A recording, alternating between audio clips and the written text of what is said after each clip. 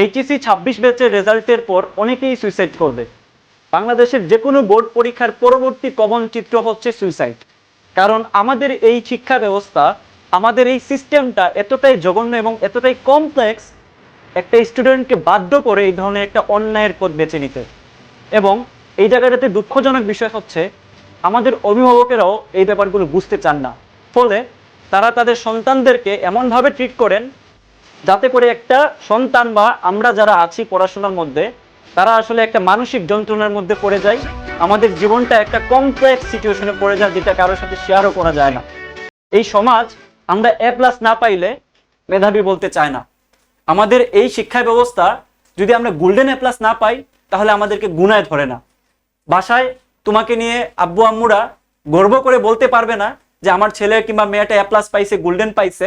That's why এই আব্বু আম্মু এতটাই নৃশংস হয়ে যান কখনো কখনো যে সন্তানেরা মানসিক অত্যাচারের মধ্যে পড়ে যায়।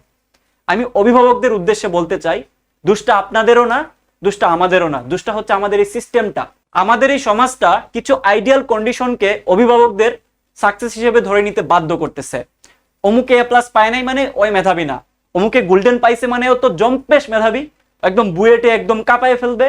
আর ওই ছেলেটা A+ পায় নাই, সে তো একদম আকাইম্মা, সে পড়াশোনা করে নাই, বাপ মার টাকা পয়সা নষ্ট করছে, বাপ মার মুখে চুনকালি দিছে। কিন্তু বাস্তবতা হচ্ছে এই যে প্রশ্নপত্রের মধ্যে ভুল এবং আরো কিছু বাস্তবতা হচ্ছে বন্যা এবং শিক্ষা ব্যবস্থা, এগুলো নিয়ে কেউ কথা বলবে না। সবাই বলবে ছেলে A+ পায় নাই, সে মেধাবী ছিল না, সে মেধাবী না, সে পড়ে নাই, 12টা বছর ধরে বাপ মার অন্ন নষ্ট করছে। কিন্তু বাস্তবতা হচ্ছে এত বড় একটা পরীক্ষায় 12টা বছরের পরবর্তী ফল যেটার উপর নির্ভর করতেছে, ওইটাতে যখন প্রেশার নিয়ে একটা স্টুডেন্ট পরীক্ষায় বসলো, বসার পরে যার পরেই দেখলো যে প্রশ্নের মধ্যে ভুল, তাহলে স্বভাবতই তার বাকি যে পরীক্ষাগুলো আছে ওইগুলো আসলে ভালো হওয়ার কথা না। পরীক্ষার হলে একটা কোয়েশ্চেন যদি বারবার ভুল হইতে থাকে, তাহলে একটা স্টুডেন্ট যতই মেধাবী থাক, যতই সে ভালো প্রস্তুতি নিক, সে ঘাবড়ে যাবে এবং পরবর্তী প্রবলেম যেগুলো সে পারতো ওগুলো সে ঠিকঠাক মতো দিতে পারবে না। পরীক্ষার হল হচ্ছে এমন একটা প্রেশার কুকার। তাহলে আপনারা এই জিনিসটা কেন কনসিডারে নেবেন না? অভিভাবকদের উদ্দেশ্যে বলতেছি, আপনার ছেলে A+ পায় নাই বা আপনার মেয়েটা A+ পায় নাই, দ্যাট ডাজন্ট মিন সে মেধাবী নয়। তাকে বাধ্য করতেছে কোনো একটা সিস্টেম যাতে সে খারাপ রেজাল্ট করে, এটা তার দোষ না। সো আপনাদেরকে বলবো একটু কনসিডারেশনে নেবেন। রেজাল্টের পরবর্তী সময়ে অভিভাবকদের উদ্দেশ্যে বলতেছি, নিজের সন্তানটাকে আঁকড়ে ধরেন, বুকে জড়ায় ধরেন, তাকে বলেন যে কোনো ব্যাপার না, এই রেজাল্ট খারাপ হয়েছে এটাই সবকিছু নয়, তোমার সামনে যেটা আছে তুমি ওইটা নিয়ে চিন্তা করো, তোমার পাশে আমরা আছি, তোমার কোনো দোষ নাই। A+ পাও নাই তো কি হয়েছে, সামনে তুমি ভালো করবা, তুমি আমাদের সাথে আছো, এটাই আমাদের জন্য অনেক বড় পাওয়া। একটু মাথায় হাত দিয়ে একটু বুকে জড়াইয়া যদি কথাগুলো বলতে পারেন, বিশ্বাস করেন একটা স্টুডেন্ট অলরেডি প্রেশারের মধ্যে আছে খারাপ রেজাল্টের কারণে, আপনারা যদি পাশে থাকেন তার আসলে একটা সুন্দর জীবন সামনে অপেক্ষা করবে, নতুন করে বাঁচার চিন্তা করতে পারবে, সে মানসিকভাবে অনেক বেশি হ্যাপি থাকবে।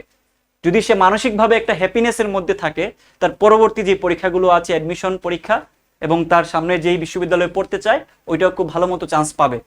জিপিএ ছাড়া কোথাও চান্স পাবে না এই কথা সত্য নয়।